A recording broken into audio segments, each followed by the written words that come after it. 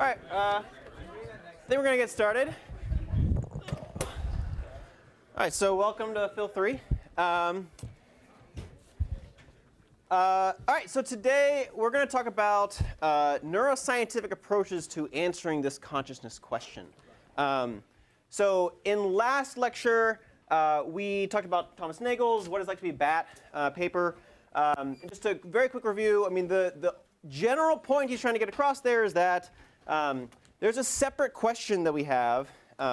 We can know all of the facts about bats' brains, how they process information, all the facts about the bat's environment.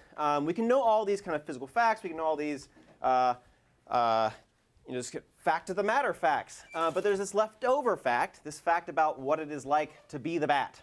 And Nagel thinks this is really important because without knowing this extra fact, we can't really know what the conscious experience of the bat is like. If you buy Nagel's argument, this is going to have repercussions for what kind of theory of consciousness you can provide. Because if you think that we can know all the scientific facts about bat brains and nevertheless have this leftover question, it's going to say that scientific theories about what consciousness is, they're not going to do it. They're not going to answer our questions. So today's goal really is going to be to put on the table a scientific theory about what consciousness is. I'm not going to be advocating for it. Really, the idea is going to be we're going to look at the top-notch neuroscience of today, see what it has to say about what kind of brain state you have to be in to be conscious, what kind of functional state you have to be in to be conscious, and see if that's answering the kind of questions we've been running into. Cool. So that's the goal for today. I guess, yeah, we'll first start off talking about the function of consciousness. So, we oftentimes think about consciousness in terms of these qualitative feelings that associate mental processes. We think of them as these special feelings or sensations. But you can also take a different tack in approaching consciousness. You can say that, through consciousness and only through consciousness are we able to do many of the things that we do. Consciousness bestows upon us an ability to have executive control over our actions, to engage in certain deliberative thought processes. We can think about this in terms of an example of we can compare whether or not something is conscious in our minds is going to reflect going to reflect what we're able to do about it. So maybe one example might be if I'm unconsciously tapping my foot at the cafe and the person next to me tells me to stop tapping my foot, the tapping my foot might have been unconscious the whole time. I might have been tapping it. I might have been working on this lecture, and the person next to me says, "Hey, stop that annoying tapping." Them saying that brings the tapping my foot to my attention. The tapping my foot ceases to be unconscious, now becomes conscious, and now I can go on and control it. I can keep tapping my foot while looking at the person saying, "Screw you." I can do what I want. I can stop the tapping and apologize. It allows them bring my tapping to the level of consciousness, opens up a possibility of actions that weren't there before. You might have thought that until the tapping became conscious, I wasn't able to make any kind of top-down. Didn't have any top-down control over my tapping. My foot was just tapping. I wasn't tapping. My foot was tapping. Or at least that's a natural way of speaking. If you want to put pressure on this, feel free to. But that's maybe one natural example to kind of help give you this intuition that there is a function of consciousness, not just this extra special qualitative feel to it. And we can capture that further and say that conscious attention allows for top-down control. It allows for planning and initiating intentional action. And this is the tack that Dehane and Nakash take in the opening of their paper. And so let's take a look at, they point to some empirical findings that say that consciousness allows for the durable and explicit information maintenance. We can keep things in mind because we're conscious of them and only because we're conscious of them. They say that consciousness allows for us to make novel combinations of operations. We can combine abilities that maybe were closed off in their own sectors of the mind before and combine them together on a single task. And consciousness also allows us to engage in intentional behavior. So you might think that until we have a conscious mind in on it, really these are just kind of hardwired mechanisms going about their business, and we aren't really in on it. So I'm just going to walk through these points that they raise in the beginning of their paper. So Dehaene and Nakash first go through this idea that consciousness allows durable and explicit information maintenance. So they write that we suggest that in many cases, the ability to maintain representations in an active state for a durable period of time in the absence of stimulation seems to require consciousness. So the example they use is there's a classical experiment by Sperling on iconic memory that demonstrates in the absence of conscious amplification, the visual representation of an array of letters quickly decays to undetectable levels.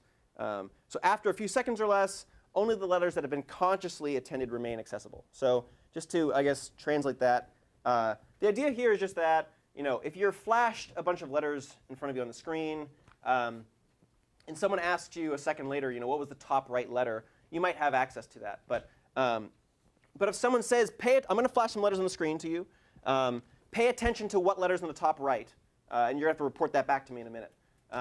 You'll be able to report that letter in the second case, but not in the first case a minute later. So by consciously attending to representations, it allows us to call them back up while they're being attended to, while they're being kept in like local memory storage or some. They're basically just pointing to an experimental result that needs to be accounted for.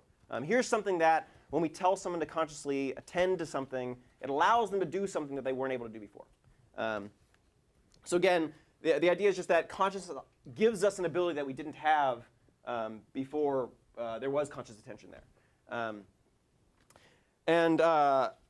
Yeah, I mean, so basically, the idea is that when you consciously attend to a stimuli, you can hold it in focus, you can keep it before your mind's eye. It's present to you in a way that it wouldn't be if you weren't attending to it. So that's finding number one.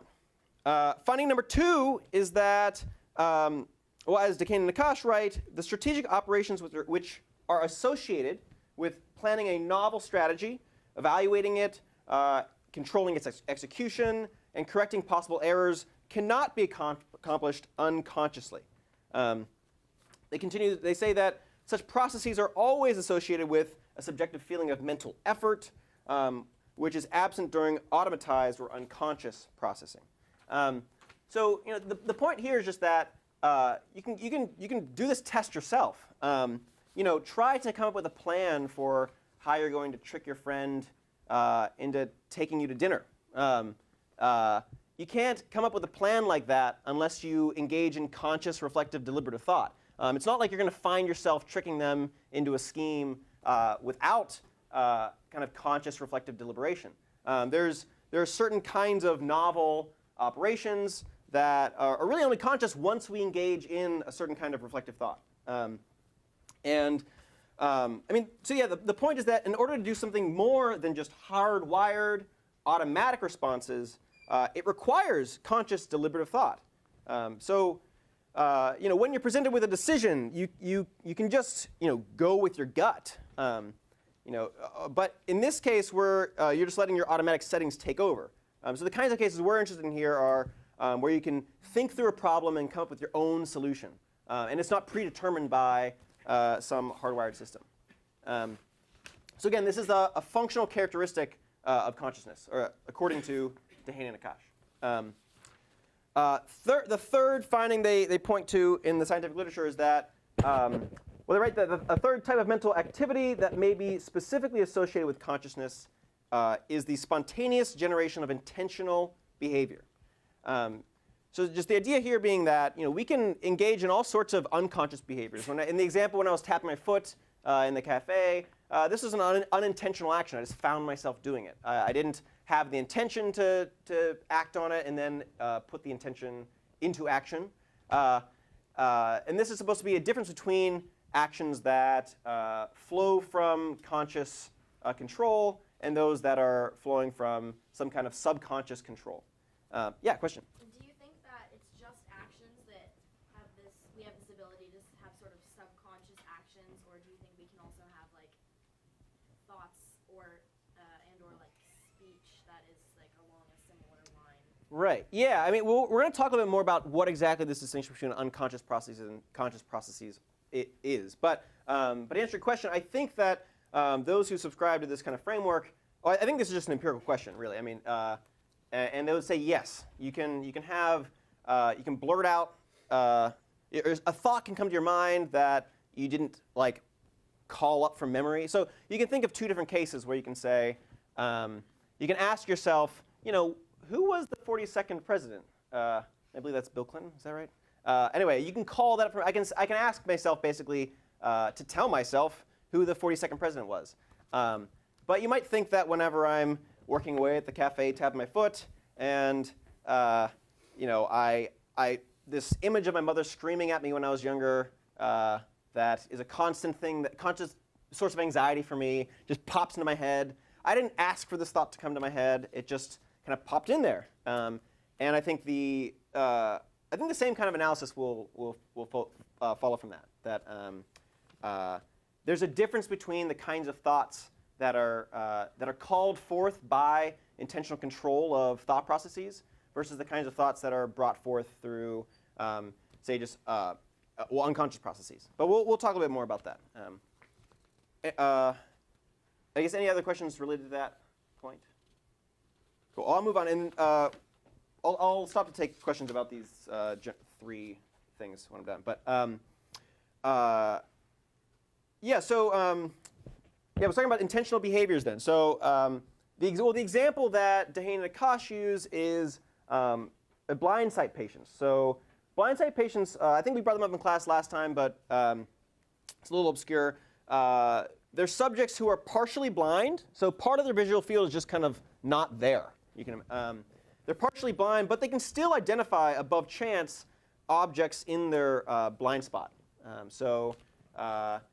The blind sight person, when you probe them to tell you, or to probe them to guess if there's something in their blind spot, more than chance they guess correctly. To them, they subjectively experience it as just a guess. They say, I have no idea. I'm just guessing here. But for some reason, they're able to do this better than someone who, say, you put a wall in front of that portion of their visual field. So Dehaene and Akash write that these blind sight patients never spontaneously initiate any visually guided behavior in their impaired field.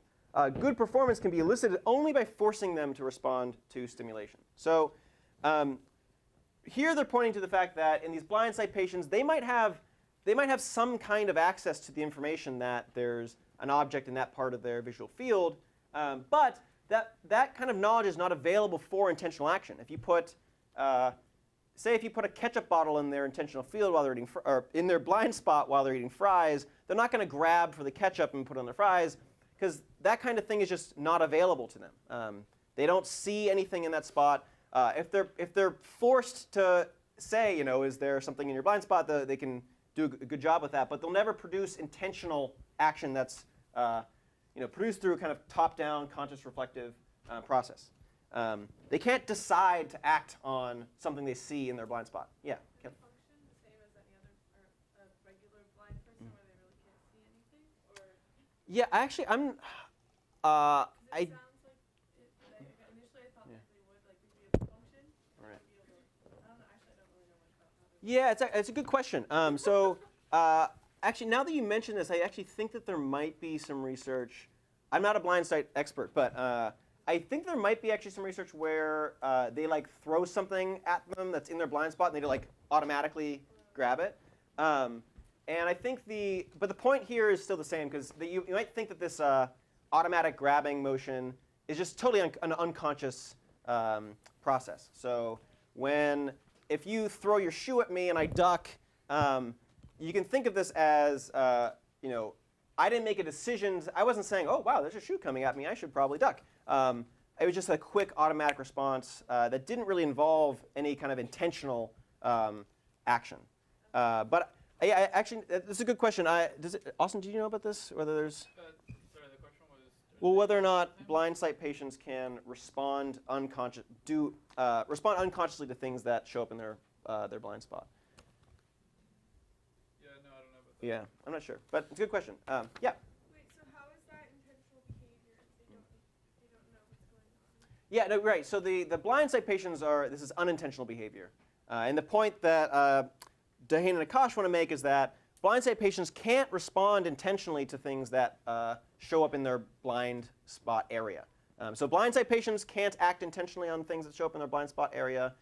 But us, who have normal vision, who don't have blind spots, those things show up in our conscious life, and we can act on those through conscious deliberative processes. Yeah, Kelly. What if they're prompted like continuously, like what's in front of them? Couldn't they then like start being like using intention on what's around them? Yeah, so a lot of philosophers have kind of taken this tack. They say basically, like, we can kind of imagine blind sight patients who we teach them at every point. They're like, just trust your gut. Tell me what's there, and like maybe I think actually, yeah, Ned Block has this example of super blind sighters. I can't remember if Ned Block or Dan Dennett originated, but the point is that for these kinds of agents, they say that they're conceptually plausible, and that you basically could have them respond to stimuli in exactly the same way we do, but they don't have any kind of conscious life associated with it. This is a highly contentious, I guess, example, so I won't go along that road. But it's an interesting question to say, what exactly is missing in the blind sight patient that doesn't allow them to act like we normally do? And so I mean, this is a question that I think Dahane and Akash take themselves to be trying to answer in the paper. So let's see what the answer is, and then maybe you can push back and see if that's if blind sighters can actually behave in the same way we do. Where was I? But right, okay. So we have blind sighters. And from these examples, we're supposed to see that there's a real difference between those of us who have real, full-blooded visual experiences and those of us who do not. So we can take those of us who do have like real, live, conscious visual experiences. We can take in those cues and produce meaningful actions based on them, whereas the blind sight patients cannot. So the hypothesis is that we have access to visual information, whereas in blind sight patients, that information is kind of locked away in some inaccessible part of the brain, that maybe that information can play a role whenever they're forced to make a decision, but it's not available to conscious reflection. And that's supposed to make a big difference. So I guess to wrap up these 3 points all together, the point is that consciousness solves certain problems. It allows us to plan effectively.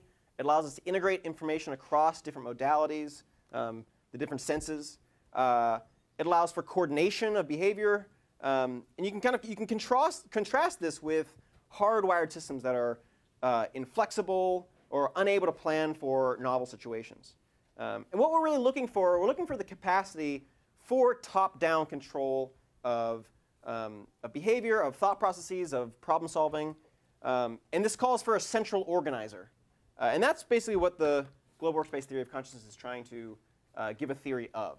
But before I go on and, I guess, fill in what that theory looks like, any questions about the function of consciousness? Does anyone think that these don't actually capture what's going on? Or does anyone think that that consciousness is not necessary for intentional behavior, for novel combinations of operations, or durable explicit information maintenance? Yeah. Well, intentional behavior necessitates ability to reflect with words, but like you could say that animals without language have intentional behavior. Yeah, I think this is a good question of like what exactly is required for intentional behavior. I think different people are going to respond differently. I think someone like Dahane and Akash, they're going to want to say that you don't need language in order to, I guess, think through these problems. You maybe think through it in a non-linguistic format. But I guess the idea would be that you could, so maybe an example would be, I have a memory of whenever I take the right path, that always gets me eaten by a tiger or something. as an animal. When I take the left path, that always leads me to food. And you can kind of have a deliberative process where you recall that memory, and that memory is then able to be connected up with your decision process in a way that's maybe language-free. But this is this is a good question, I guess, as we kind of go on. This kind of idea that consciousness is tied to a central organizer, a top-down planner. How much is that a specifically human capability, and how much of that is a capability we can ascribe to animals? I think most of the scientists are going to say that this is something that animals have in degrees. And I should say non-human animals, because we're animals as well. But we don't want to be chauvinistic about this. But yeah, these non-human animals are supposed to maybe have this capacity in different flavors, but they should still be able to. Other non-human animals should also be able to have some kind of deliberative thought process.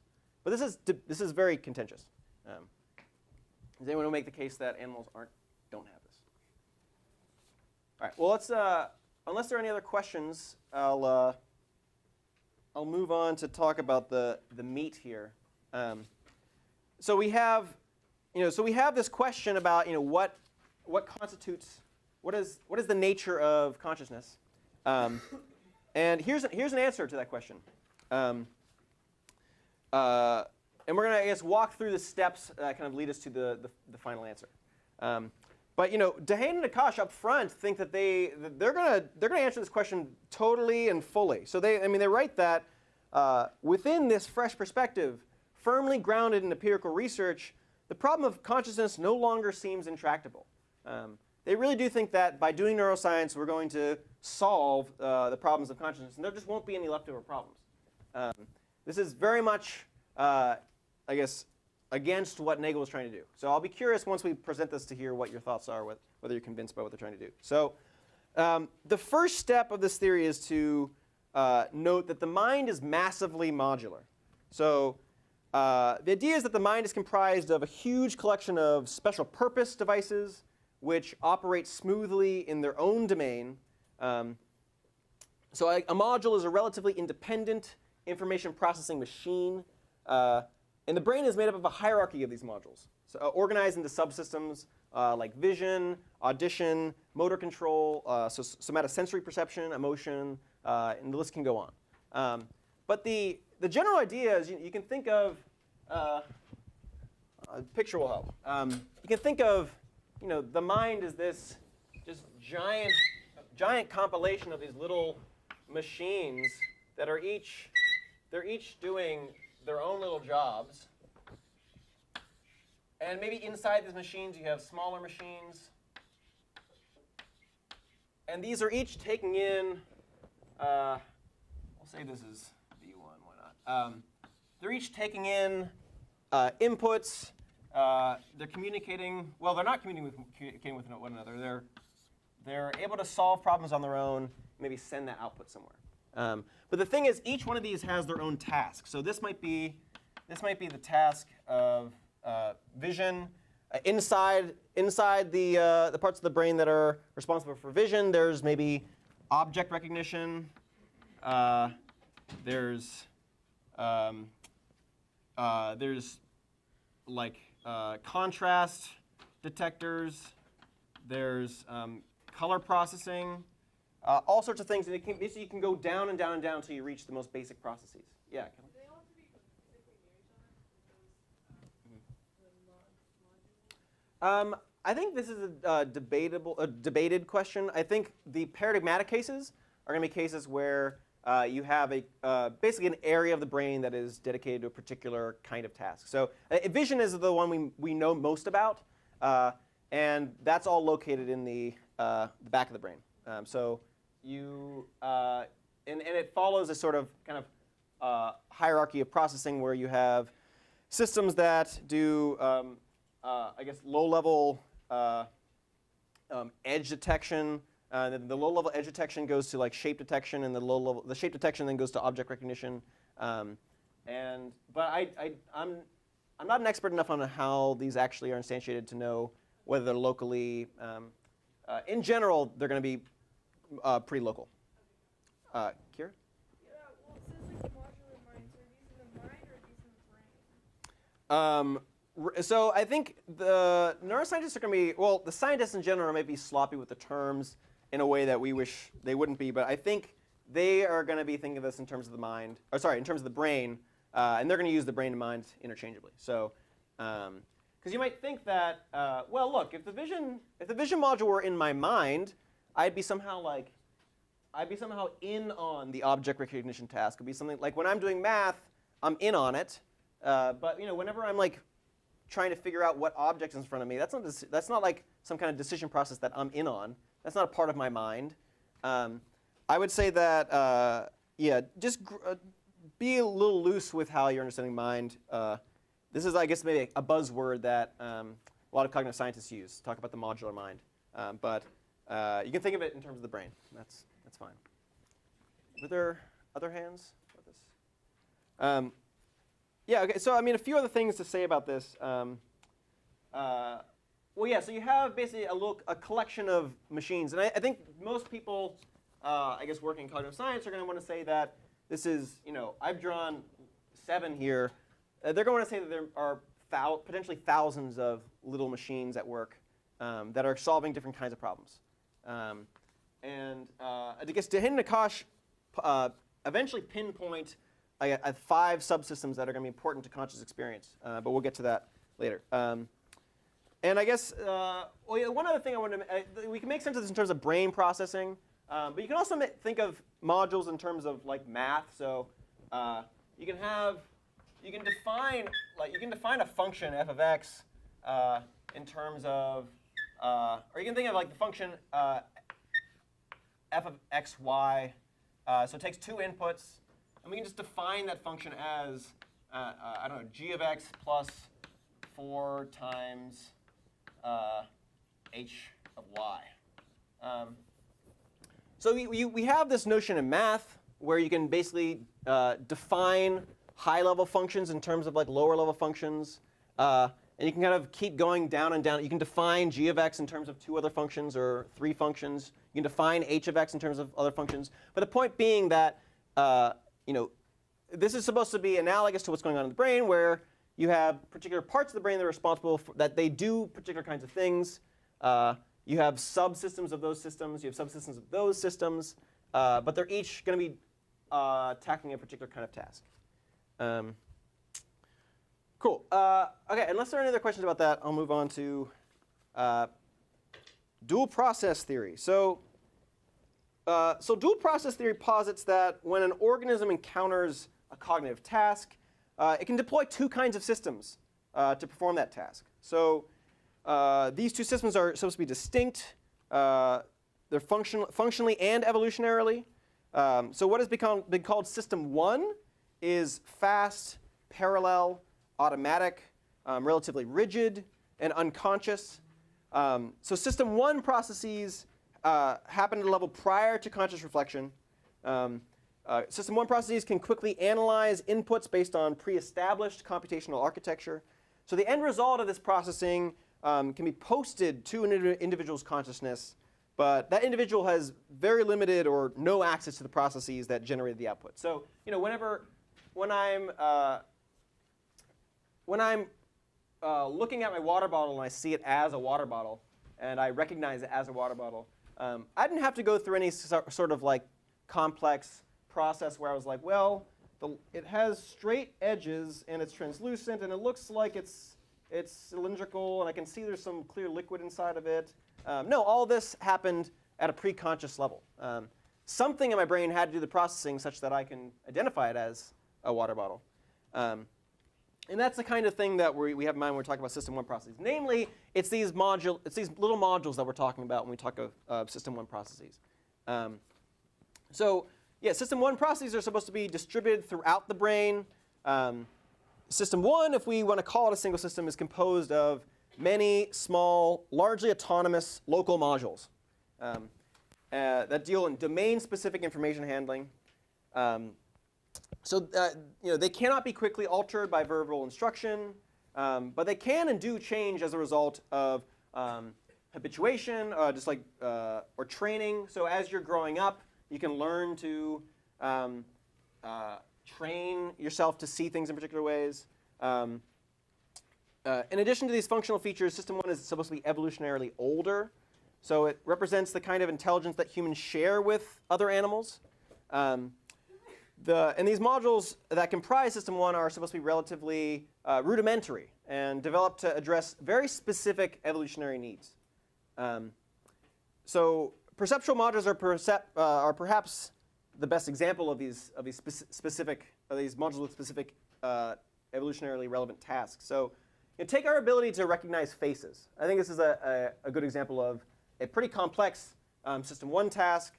So we have a dedicated face recognition module in the fusiform gyrax, which has the job of analyzing certain configurations of shapes and determining whether or not there's any faceness about these shapes. So when you see something like this,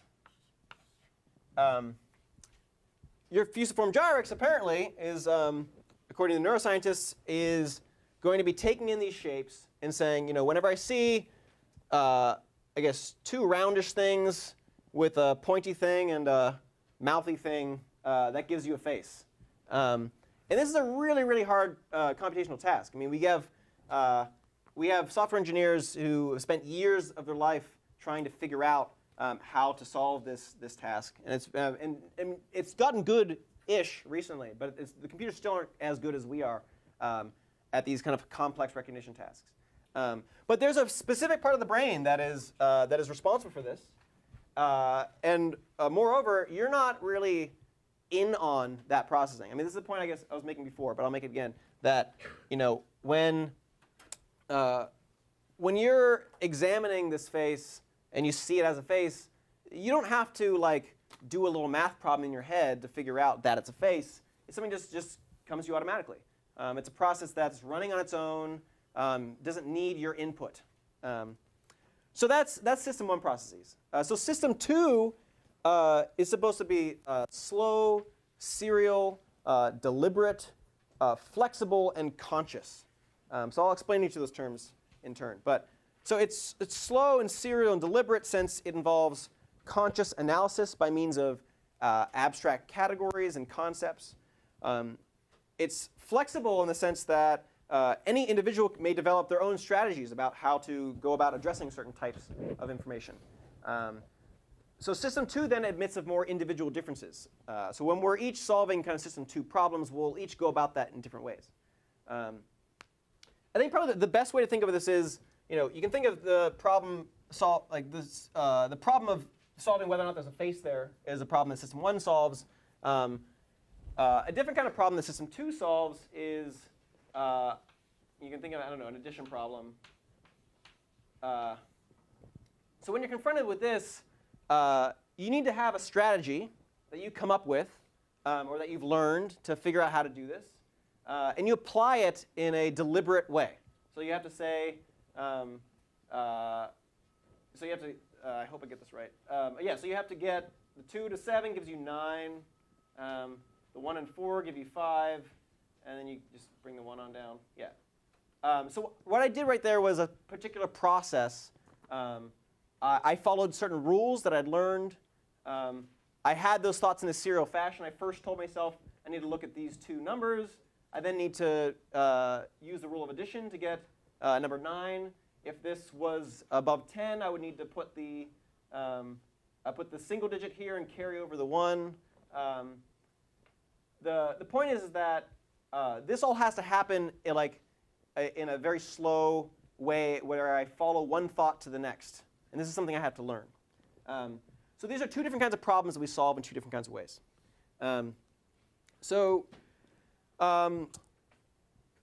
Right, OK. How much do I want to? Well, I guess any general questions about System 1 and System 2? Yeah. What do you mean by flexible? Right, OK. So flexible, you can think of, there are maybe, we can come up with, if we have maybe a certain type of problem that fits in a general category but is maybe new or novel, When we're engaging in slow, deliberative thought, we can come up with new solutions like on the fly. So you can think of the point about flexibility as just being a point about being able to solve novel problems. So when well, here's an example of the inflexibility of system 2 or system 1. So this is a famous illusion called the Mueller-Lyer lines. I did this right.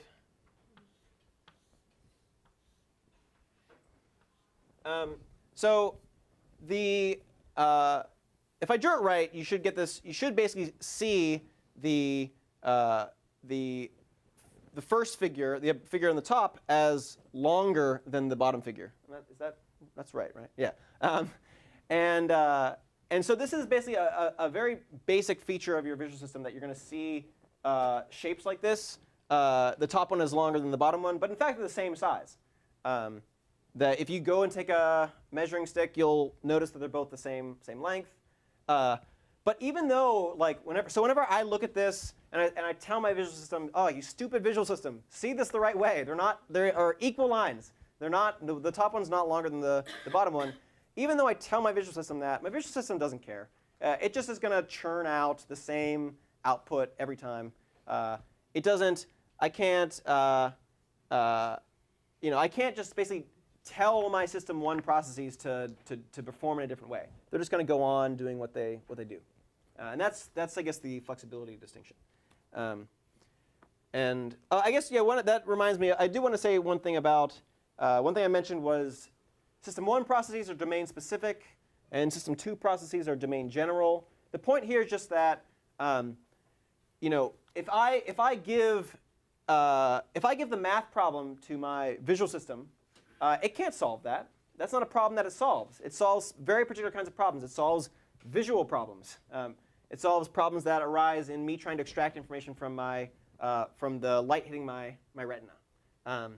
But my domain general processing machine, I can use that to really solve any problem you give me. Give me any kind of novel problem.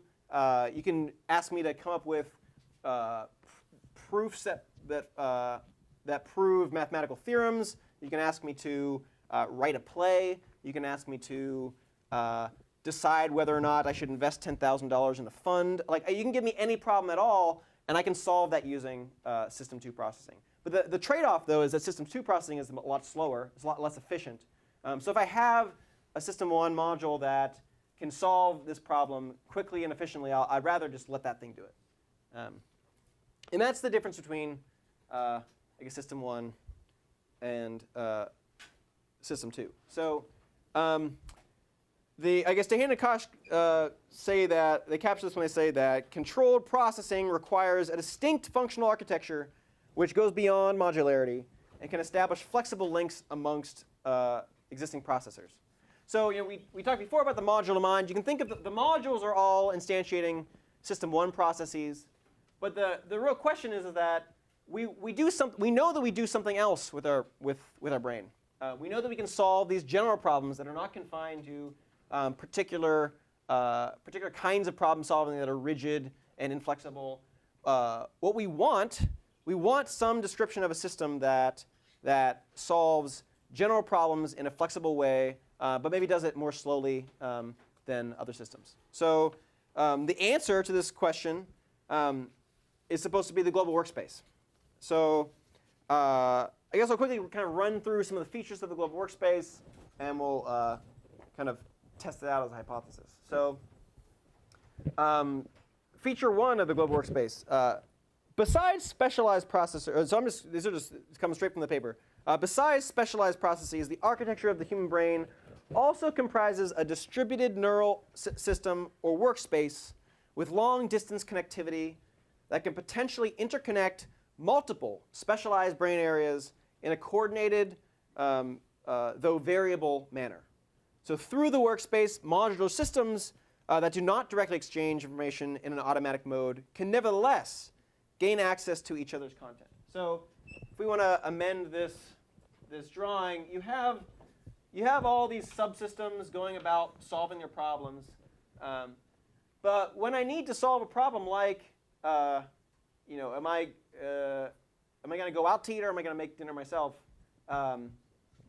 What I get is I get a lot of subsystems giving me information across different modalities and sharing that with each other. So I need to know, to make that decision, I say, well, what am I hungry for? Am I hungry for the pasta I have, or do I really want that Big Mac?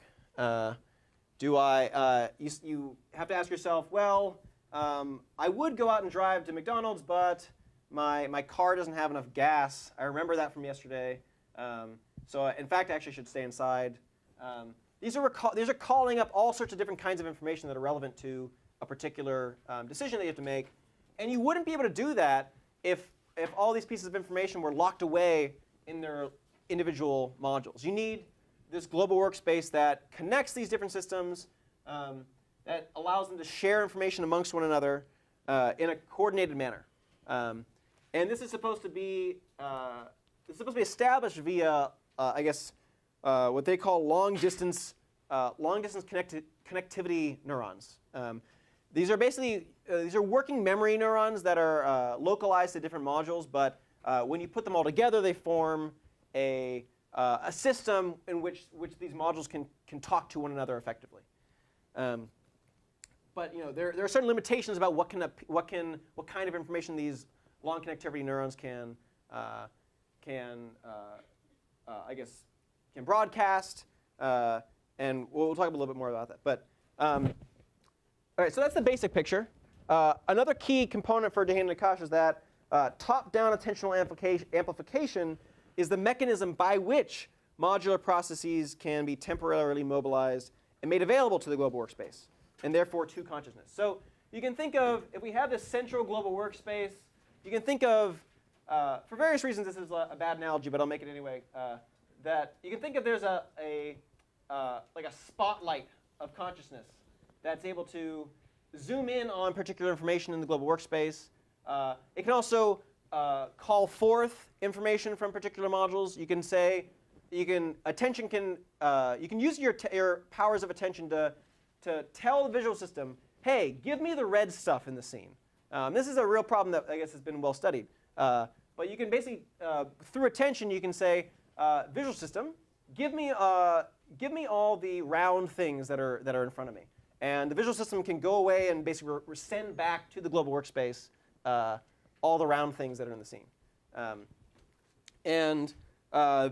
So attention plays a really, really crucial role in this theory, and a crucial role in establishing what is and what is not conscious. So I guess moving on. So the third feature that Dehaene and Akash pinpoint is that according to the workspace theory, conscious access requires temporary, dynamical mobilization of an active processor into a self-sustained loop of activation. So active workspace neurons send top-down amplification signals that boost the currently active processor neurons, whose bottom-up signals in turn help maintain workspace activity. So the establishment of this closed loop requires minimal duration, thus imposing a temporal granularity to the successive neural states that form the stream of consciousness. This is basically just making the point I was making before, that you need to have information sustained in this global workspace. You need the power of attention to provide top-down amplification of signals. Attention plays a very crucial role here. So an interesting, I guess, posit that Dehaene and Akash make is that there are really 5 main categories of subsystems that plug into this global workspace. So things that don't make it in, things like my blood pressure, or regulating my blood pressure. There's a part of my brain that whose job it is to regulate my blood pressure. And it does that without me ever really knowing it does that. I don't ever, unlike my breathing, I can take control of my breathing. I can tell myself to breathe slowly or fast. I can never take control over my blood pressure regulation mechanisms. So there are only some parts of the brain end up reporting to this global workspace. So the 5 areas that Dehaene and Akash pinpoint are perceptual circuits that inform about the state of the environment, motor circuits that allow for preparation of controlled execution of actions, long-term memory systems that reinstate past workspace states, evaluation circuits that attribute valence in relation to previous experience, and lastly, attentional or top-down circuits that selectively gate the focus of interest. And they think that these 5 things, so perception, motor control, long-term memory, evaluation, and attention, these things explain the subjective unitary nature of consciousness. So when we think about what kinds of things we can be conscious of, we think about memories, we think about controlling our actions, we think about the perceptual inputs we're getting, we think about being able to control our attention within what's kind of being displayed in consciousness. So they really think that this is going to be answering some deep questions about what is possible for us to be conscious of, what kinds of things we can be conscious of. So I mean, they're trying to do a lot with this.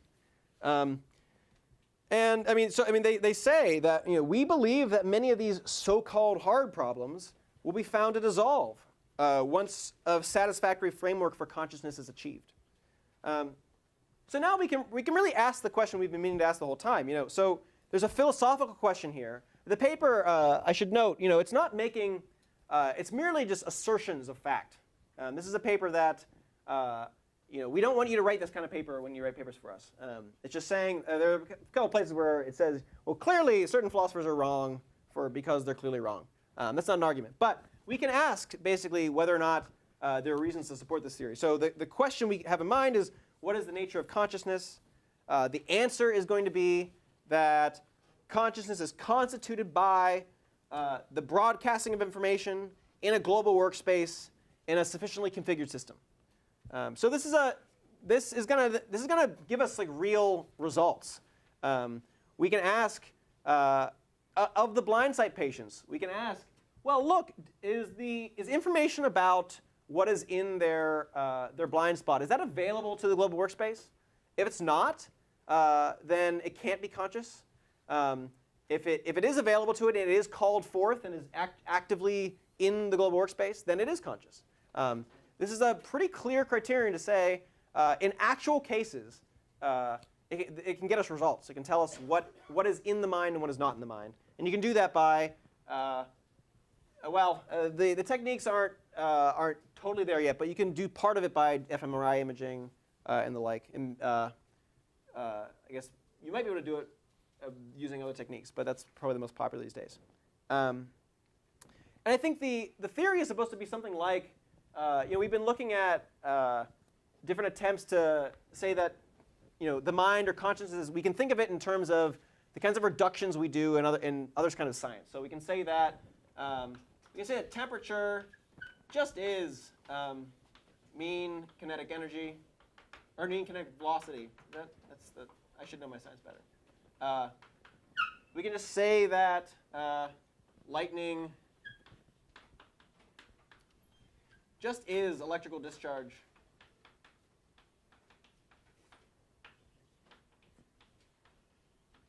And consciousness is, on this theory, we're making a similar kind of identity claim.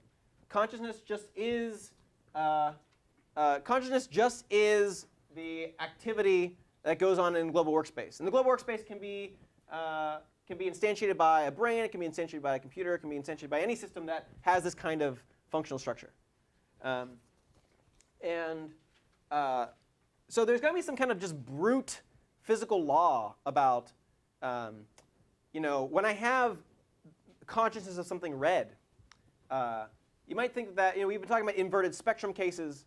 There might just be, on this theory, there might just be some kind of brute law about when a certain type of information is put to a certain type of use in a global workspace, it's going to produce the red sensation.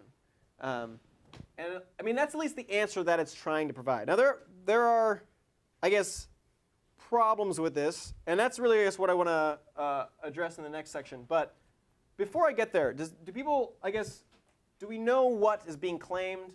Are there any, questions about how the theory is supposed to work? I've been using a lot of, new terms. So tell me what doesn't make sense. I'm sure there's something about this that doesn't make sense to someone. Yeah. He's saying that there's a special area in our brain that he'd like to call as this global workspace, Yeah. which is responsible for all the communication stuff. Yeah, so they actually address this at, I think, towards the end of the paper, but they don't want to say that there's one localized spot.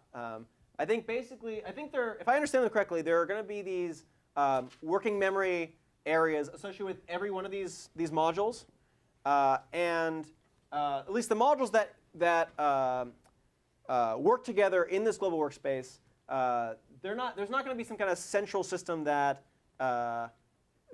is always there when they're communicating. But you can think of it's maybe like an analogy. You can think of the fact that all these different modules are talking to one another through these long-distance neurons. It basically creates some kind of workspace in which they all share information. Although they do actually, I mean, maybe I'm making the case, maybe I'm making too negative a case. They do pinpoint the prefrontal cortex and the anterior cingulate as the places where these long-distance global workspace neurons have a lot of connections. So one popular hypothesis is that executive control is a function of the prefrontal cortex, and that without the prefrontal cortex, if you lop off the prefrontal cortex, or if you have a lesion in the prefrontal cortex, you no longer have the ability to engage in the kind of serial decision-making processes that are indicative of System 2 processes. So basically, my answer to the question is that this is very debated. But I think Dehane and Akash are going to think that they don't need to answer the question. Yeah. Any other questions? Yeah. So is consciousness basically equated to this global workspace? Like, it's like what's in the global workspace is the conscious stuff?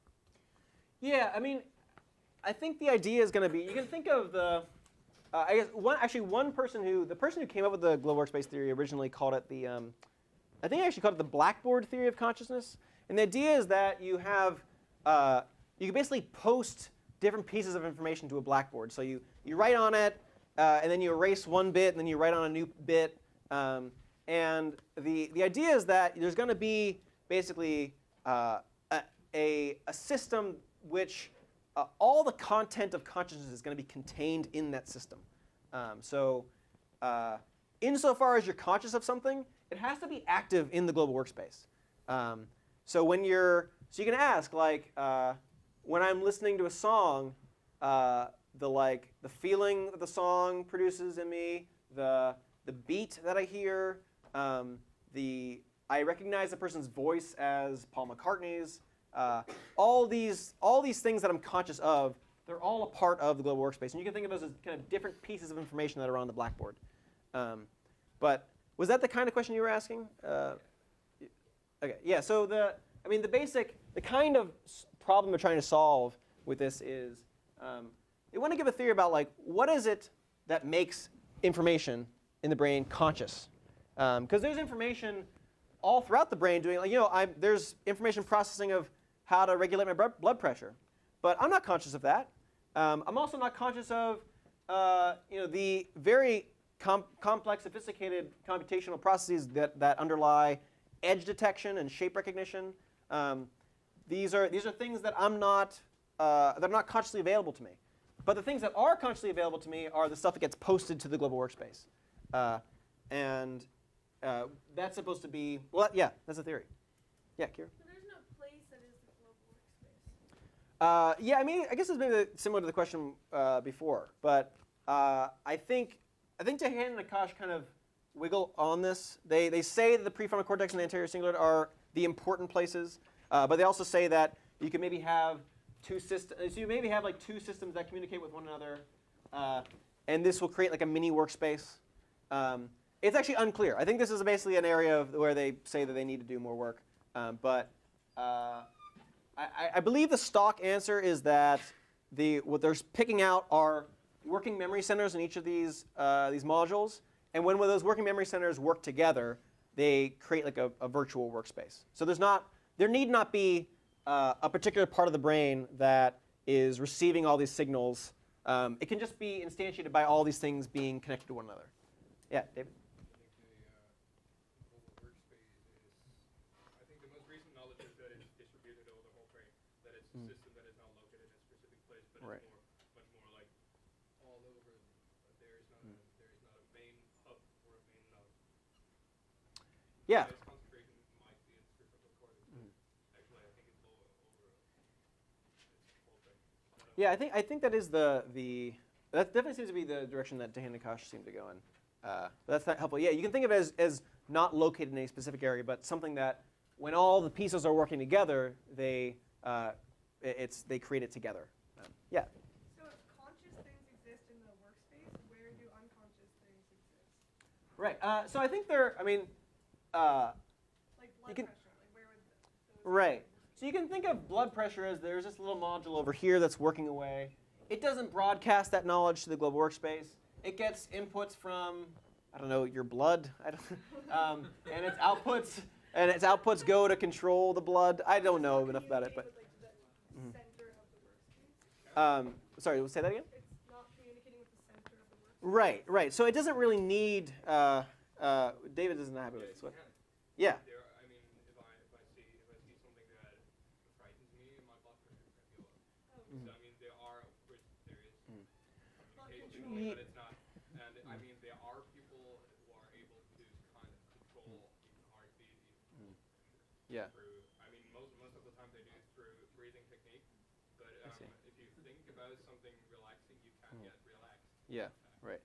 Yeah. No, I think the point that Dehan and Akash would want to make though is that I could have maybe this module over here has ways of communicating to the blood pressure module, and I can send an order from the global workspace to this module that then thereby cascades and has an effect on the. So whenever whenever I see a scary thing and that scary thing goes over to this motor response module, the motor response module, as part of initiating a response, activates higher blood pressure.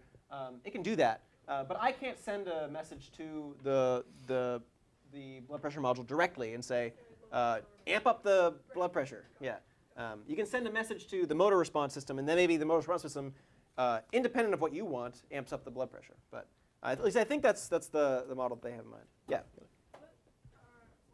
determines like what is accessible to the blackboard or whatever, the spotlight? Like why can't we? Like who determines what determines what is accessible and what's not constant? Right. Yeah. Well, I think the. In this theory, what makes it? Yeah. I mean, I think they're basically they're just doing the science and trying to figure out what actually does report there. But I think so you can make there are two answers. Well, one way of construing your question is something like, what differentiates between the things that I now have control over that I didn't have control over in the past, or also what kinds of things do humans have control over now that we didn't have control over in the past? And you can give both a developmental, you can give a evolutionary story about how these systems came to be hooked up in the way they did, or the way they're now hooked up. You can also provide a learning story about how we learned.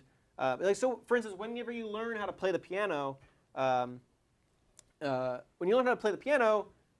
this is when you're playing a song for memorization. This is going to be a System 1 task. This is going to be something that you basically programmed a System 1 module to do on its own. But it took learning to do that. And as you're playing the piano piece, you can decide whether or not you want to, I guess, take back control. You can say, actually, I'm going to play this more lightly than I've been playing it, or I'm gonna actually switch this and play it an octave higher, or something. You can make those decisions and kind of step in and take over the driver's seat where you didn't have it before. But the story about how about what you're conscious of now, what you could be conscious of now, and how that relates to the module that's really responsible for it is going to be a story that you have to tell by how learning occurs in the brain, or how evolution hooked up the global workspace with the module. Yeah. Where do emotions fit into this? Because there's people that say it's kind of contentious. It's like, oh, you can control your emotions, and Yeah, right. Where does that fit in? Good. Well, that is a very hard question. I actually wrote my undergrad thesis on that. So, but it's all I'll say is it's a very controversial question. I think basically the idea would be that you might be able to control your emotions in the way that you control your ability to play a masterpiece concerto on the piano.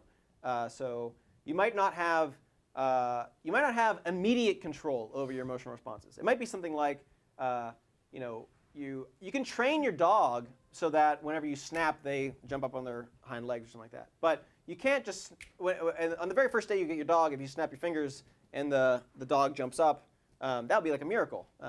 You have to go through a training process to teach yourself how to respond, how to have different kinds of responses, and maybe likewise for emotions. I do think that no matter what your theory is, they're going to disallow what's called, I guess, synchronic control of emotional response. So as you're experiencing the emotion itself, you can't just tell yourself, stop feeling this emotion. It needs to be a kind of a longer process of training. David, do you have a... The emotions would be like influenced indirectly, so that you for example, can remind yourself of something relaxing again, or Right. It's never that you say to yourself, okay, I'm feeling down now, or I'm like pushing this on this button, and everything's getting better, or like I feel better. It's more that you call images in your mind that have an influence, subliminal influence on your Yeah. on your emotional state. I think that's a great way of putting it. We can distinguish between indirect and direct control, and I think the standard picture is that you can't have direct control. You can have direct control over emotions. But good. But we should probably move on because we don't have. Let's see how much time. This ends at 3:30, right? Yeah. Okay. Cool. We should move on then. So I mean, the major problem with this theory is going to be, I guess, what we looked at last time with Thomas Nagel. So I'll skip over. So the first objection I won't go over now, but the second objection is, this global workspace theory. It's a good answer, but just to a question we weren't asking. This is a trivially true theory if we say that, if we construe the question of like what is consciousness narrowly, if we say that basically, what are the systems that underlie conscious experience, we can answer that. I mean, it seems just kind of maybe like a question of neuroscience running its course. This is maybe, you can think of this as a pretty hard problem, but in philosophy, people tend to call this the easy problem. It's easy to figure out how bits of information work in the brain. That's the easy part. The hard part is, once we know all the things about that's going on in the bat's brain, how can we use that to kind of give us any kind of information about what it's actually like to be the bat? And this is supposed to be the hard question. So if we construe it kind of widely, and we say, what is consciousness like, including having these these experiences that these things produce, this kind of third-person objective account might just might not be the kind of thing that can take account for that. I guess I'll make a reply on behalf of Dehane and Akash. You might think that they might just be on board with what Nagel's saying and say that the only question we can answer is this easy question. And it seems like we're making progress on this. It's not trivial that we've figured out that this is how information gets processed, and that if we made a computer that did all this, according to this theory, it would tell us firmly. It would say that this thing has got to be conscious, and that's an answer that we weren't able to give before. And so you think of it as it's not just an empty theory. It's telling it's going to be giving answers to questions that we weren't able to answer before. But you can also say that there's more than one way of knowing the same thing. So if there's a red tomato in front of me, I can look at the tomato, I can see that it's red. But if I'm colorblind, I can pull out my spectrometer and do a light reading on the tomato, and I can find out that, oh, yeah, this tomato's red. It's giving off the right wavelengths. And you might think that, I mean, those two different methods are two ways of knowing the same fact about the tomato. You can discover that the tomato is red by using your eyes. You can discover the tomato is red by reading off a number on a spectrometer. The information is being transmitted to you via two different systems. You're using your visual system to do the hard work in the first case. You're using a spectrometer to do the hard work in the second case. But the basic fact, the fact that the tomato is red, is something you can kind of get in touch with via two channels. And similarly, I think maybe what Dehaene and Nakash would say is that I might not be able to know. I might not be able to put myself in the shoes of the bat and say that I'm conscious of the echolocation, and I can know that because it feels a certain way to me right now. But if we step outside the bat, we can say, look, the echolocation information is being projected in a particular way. It's able to do particular kinds of things in the brain. And we can kind of know a lot of the things that the bat knows, but via a different channel. That's, I think, the best response that someone like Dehaene and Nakash could give. I think there's still problems with that, but I'm just making the case for them. And I'm curious to see hear what you guys think of it. But I guess we don't have that much time. I did want to briefly kind of develop this point further. So next class, we're actually going to look at someone, Ned Block, who thinks that there's a real question that still has to be answered after we give this kind of description of the functional architecture underlying consciousness. And we didn't read this paper, but in the Chalmers edition, Chalmers volume you guys have, there's a paper Block's called Concepts of Consciousness. And he talks about how we don't mean one thing when we talk about consciousness. He picks out two things, but he starts off by saying that we often mean different things by the word consciousness. So he writes that the concept of consciousness is a hybrid, or better, a mongrel concept. The word consciousness connotes a number of different concepts and denotes a number of different phenomena. So when you think of consciousness, you can think of, and we associate it with a number of different concepts. We can say that consciousness is a matter of sentience, it's a matter of awareness, it's a matter of sensation, it's a matter of self-awareness, it's a matter of feeling, or it's a matter of intelligence. All these things you might make a case for what we mean when we talk about consciousness. Ned Block fixes on two kinds of concepts that we normally have in mind when we talk about consciousness. So he talks about phenomenal consciousness, or P consciousness. He says phenomenal consciousness is experience. What makes a state phenomenally conscious is that there is something it is like to be in that brain state. Here he's just basically pointing directly to what Nagel's saying. So Nagel points the what it is likeness of experience, and Block is calling that phenomenal consciousness. And P consciousness properties include the experiential properties of sensations, feelings, and perceptions, but Block also wants to include things like thoughts, wants, and emotions as well. Though perhaps they have a different sort of phenomenal consciousness. That's important. He also talks about access consciousness, or A consciousness. And a representation is A-conscious if it is broadcast for free use in reasoning for direct rational control or action, including reporting. So paradigmatically, A-consciousness is more thought-like, more cognitive, while P-consciousness is more sensational or perceptual.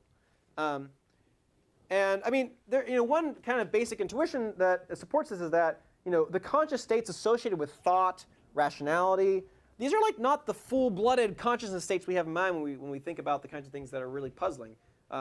We think that are really puzzling is like there's some kind of feeling going on that's associated with the feeling of pain, or some sensation that is associated with the sensation of redness. And that's kind of what's really puzzling about consciousness. Why would that even, what is that? Why is that there? So I'll just say right now, and I think Austin will be addressing this next time, but Block thinks that these two things can become detached from one another. So you can have a state that is A-conscious that's not P-conscious. You can have a state that is P-conscious but not A-conscious. And if that's true, then this theory, as a theory of consciousness, does not work. You would have states that there are like qualia associated with them, but they're not accessible in the workspace. You would also have pieces of information that are in the workspace which have no feeling associated with them at all.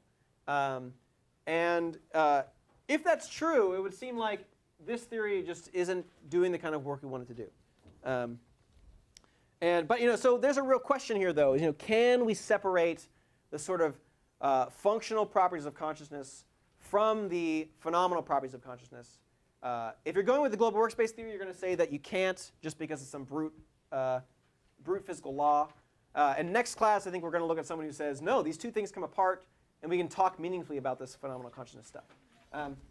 And I think we have 3 minutes left. I'll take questions for the or does anyone have questions about the nature of the problem, why this might be unsatisfactory, or want to make the case for it? All right, sounds like you guys want to head out a little early. So thank you for coming. We'll see you Thursday.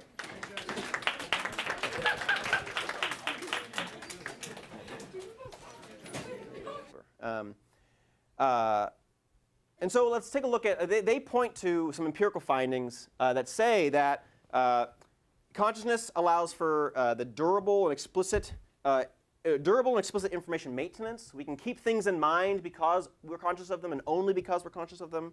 They say that consciousness allows for us to make novel combinations of operations. We can combine abilities that maybe were closed off in their own sectors of the mind before and combine them together on a single task.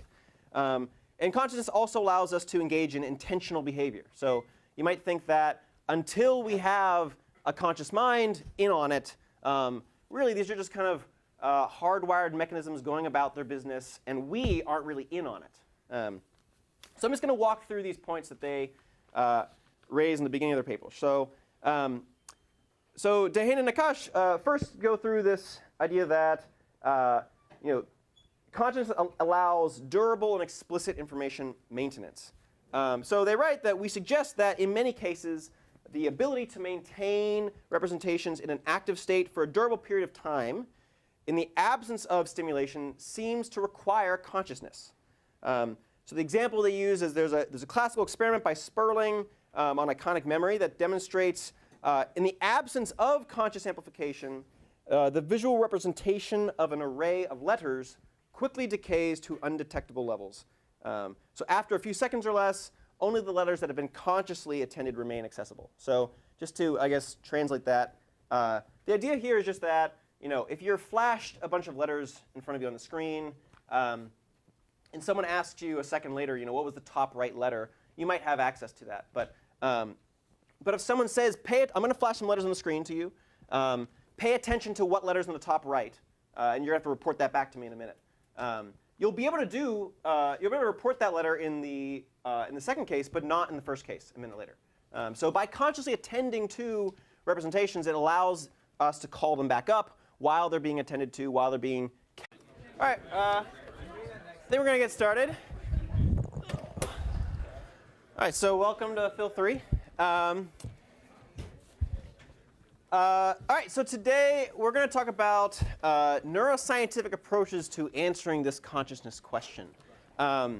So in last lecture, we talked about Thomas Nagel's What It's Like to Be a Bat paper. Just a very quick review, the general point he's trying to get across there is that there's a separate question that we have. We can know all of the facts about bats' brains, how they process information, all the facts about the bat's environment. We can know all these kind of physical facts. We can know all these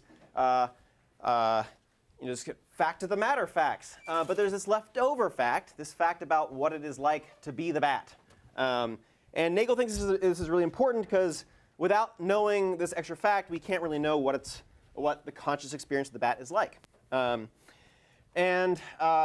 If you buy Nagel's argument, this is going to have repercussions for what kind of theory of consciousness you can provide. Because if you think that we can know all the scientific facts about bat brains and nevertheless have this leftover question, it's going to say that scientific theories about what consciousness is, they're not going to do it. They're not going to answer our questions. So today's goal really is going to be to put on the table a scientific theory about what consciousness is. I'm not going to be advocating for it. Really, the idea is going to be we're going to look at the top-notch neuroscience of today, see what it has to say about what kind of brain state you have to be in to be conscious, what kind of functional state you have to be in to be conscious, and see if that's answering the kind of questions we've been running into. Cool. So that's the goal for today. I guess, yeah, we'll first start off talking about the function of consciousness. So, we oftentimes think about consciousness in terms of these qualitative feelings that associate some hardwired system. So again, this is a functional characteristic of consciousness, or according to Dehaene and Akash. The third finding they point to in the scientific literature is that they write that a third type of mental activity that may be specifically associated with consciousness is the spontaneous generation of intentional behavior. So just the idea here being that we can engage in all sorts of unconscious behaviors. In the example when I was tapping my foot in the cafe, this was an unintentional action. I just found myself doing it. I didn't have the intention to act on it and then put the intention into action. And this is supposed to be a difference between actions that flow from conscious control and those that are flowing from some kind of subconscious control. Yeah, question? Do you think that it's just actions that we have this ability to have sort of subconscious actions, or do you think we can also have like thoughts or speech that is like along a similar line? Right. Yeah. I mean, we're going to talk a little bit more about what exactly this distinction between unconscious processes and conscious processes is. But to answer your question, I think that those who subscribe to this kind of framework, I think this is just an empirical question, really. I mean, and they would say yes. You can blurt out a thought can come to your mind that you didn't call up from memory. So you can think of two different cases where you can say, you can ask yourself, who was the 42nd president? I believe that's Bill Clinton. Is that right? Anyway, you can call that from. I can ask myself basically to tell myself who the 42nd president was. But you might think that whenever I'm working away at the cafe, tapping my foot, and this image of my mother screaming at me when I was younger, that is a constant thing, that conscious source of anxiety for me, just pops into my head. I didn't ask for this thought to come to my head. It just kind of popped in there. And I think the same kind of analysis will follow from that. That there's a difference between kept in local memory storage or some. They're basically just pointing to an experimental result that needs to be accounted for. Here's something that when we tell someone to consciously attend to something, it allows them to do something that they weren't able to do before. So again, the idea is just that consciousness gives us an ability that we didn't have before there was conscious attention there. Yeah, I mean, so basically, the idea is that when you consciously attend to a stimuli, you can hold it in focus, you can keep it before your mind's eye. It's present to you in a way that it wouldn't be if you weren't attending to it. So that's finding number one. Finding number two is that, as Dehaene and Akash write, the strategic operations which are associated with planning a novel strategy, evaluating it, controlling its execution, and correcting possible errors cannot be accomplished unconsciously. They say that such processes are always associated with a subjective feeling of mental effort, which is absent during automatized or unconscious processing. So the point here is just that you can do this test yourself. Try to come up with a plan for how you're going to trick your friend into taking you to dinner. You can't come up with a plan like that unless you engage in conscious, reflective, deliberative thought. It's not like you're going to find yourself tricking them into a scheme without kind of conscious reflective deliberation. There are certain kinds of novel operations that are really only conscious once we engage in a certain kind of reflective thought. So yeah, the point is that in order to do something more than just hardwired automatic responses, it requires conscious deliberative thought. When you're presented with a decision, you can just go with your gut. But in this case, where you're just letting your automatic settings take over. So the kinds of cases we're interested in here are where you can think through a problem and come up with your own solution. And it's not predetermined by mental processes. We think of them as these special feelings or sensations. But you can also take a different tack in approaching consciousness. You can say that through consciousness and only through consciousness are we able to do many of the things that we do. Consciousness bestows upon us an ability to have executive control over our actions, to engage in certain deliberative thought processes. We can think about this in terms of an example of we can compare whether or not something is conscious in our minds is going to reflect going to reflect what we're able to do about it. So maybe one example might be if I'm unconsciously tapping my foot at the cafe and the person next to me tells me to stop tapping my foot, the tapping my foot might have been unconscious the whole time. I might have been tapping it. I might have been working on this lecture, and the person next to me says, "Hey, stop that annoying tapping." Them saying that brings the tapping my foot to my attention. The tapping my foot ceases to be unconscious, now becomes conscious.